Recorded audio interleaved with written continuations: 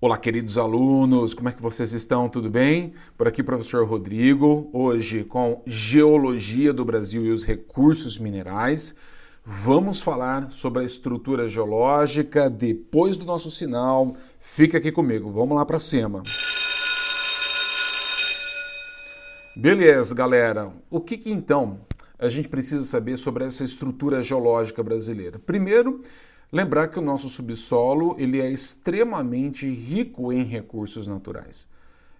Não tenha dúvida, o Brasil ele faz parte desse ranking dos países onde apresentam a maior abundância, diversidade, quantidade de recursos minerais metálicos e não metálicos, ok? Não tenha dúvida disso. Nós vamos falar depois de quais são esses recursos. E nós precisamos destacar também que o Brasil é rico nas reservas de hidrocarbonetos, que nada mais é do que petróleo. E isso está relacionado ao que, galera? A essas estruturas geológicas que nós temos no nosso país. E a primeira estrutura que eu trago aqui para você são os escudos ou os maciços cristalinos, tá? Vamos lembrar? São compostos de rochas magmáticas e metamórficas. Inclusive, nós falamos isso em aulas anteriores. Nessa formação, por exemplo, é possível encontrar minerais metálicos, e aí eu destaco um deles para vocês. Super aparece em questões de vestibular, que é o ferro, tá? Além disso, a gente pode encontrar também as famosas pedras preciosas. Então, vincular pedras preciosas é necessário vincular elas às rochas magmáticas ou metamórficas. Combinado? Bacias sedimentares é uma outra estrutura.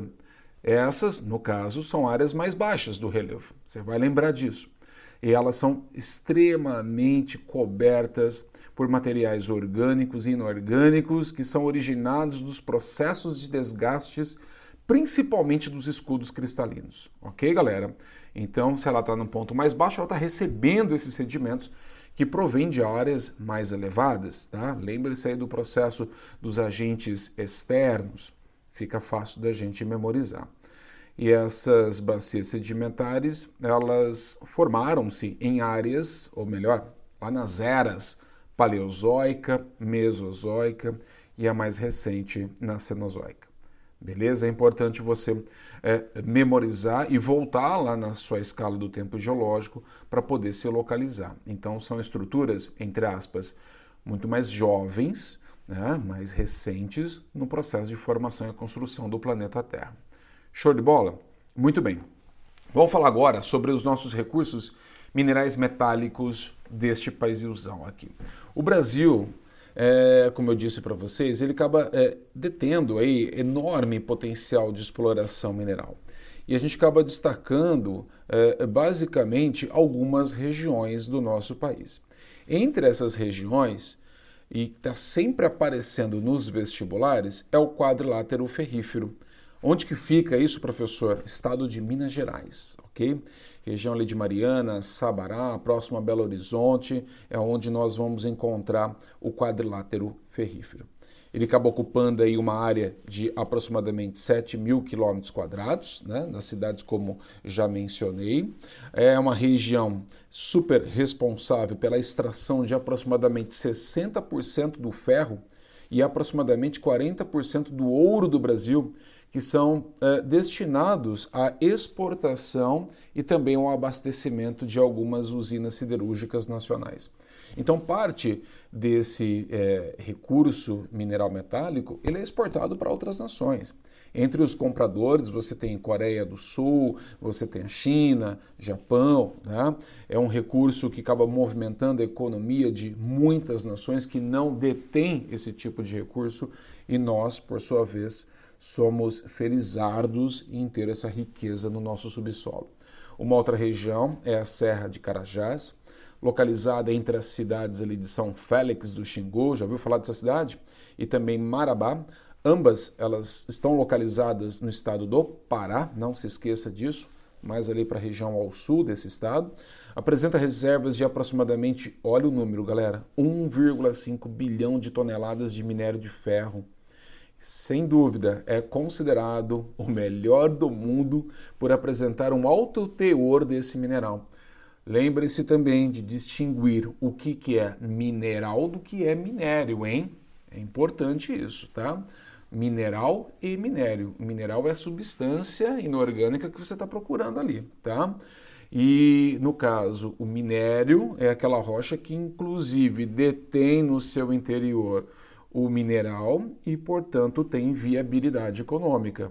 Combinado? Serra dos Carajás, ou melhor, Carajás, acaba dispondo aí também em ouro, prata, cobre, manganês, zinco, bauxita, que é alumínio, né? Entre outros minerais. Olha que maravilha, galera, tá? Então esse país aqui é riquíssimo em recursos minerais. Quando a gente fala então dos não metálicos no Brasil, a gente precisa entender que a maior parte deles estão encontrados ou são encontrados em bacias sedimentares. Geralmente esses recursos vêm em formas de combustíveis fósseis, entre eles o carvão mineral, petróleo e gás, né, o gás natural, e são formados por hidrogênio e carbono, por isso vem o nome hidrocarbonetos. E se caracterizam pela capacidade de produzir calor e por serem importantes como fontes de energia. E no século XXI, por mais que a gente fale sobre fontes alternativas, o petróleo ainda é um recurso extremamente importante para movimentar essas atividades econômicas, essa dinâmica planetária e industrial que nós vivemos, né? Então vamos falar do carvão mineral. Ele é, então, o principal recurso encontrado lá na região sul do Brasil, porém, olha só, ele apresenta baixa qualidade, tá? Por causa do seu baixo teor também de carbono. Então ali os estados que mais produzem em ordem, né, seria Santa Catarina, Rio Grande do Sul e o Paraná, tá? São as veias de formação sedimentares ocorreu aí basicamente nessa região ao sul do nosso país. Já o petróleo, galera, acaba se concentrando nas áreas oceânicas da região sudeste. Vocês sabem muito bem disso.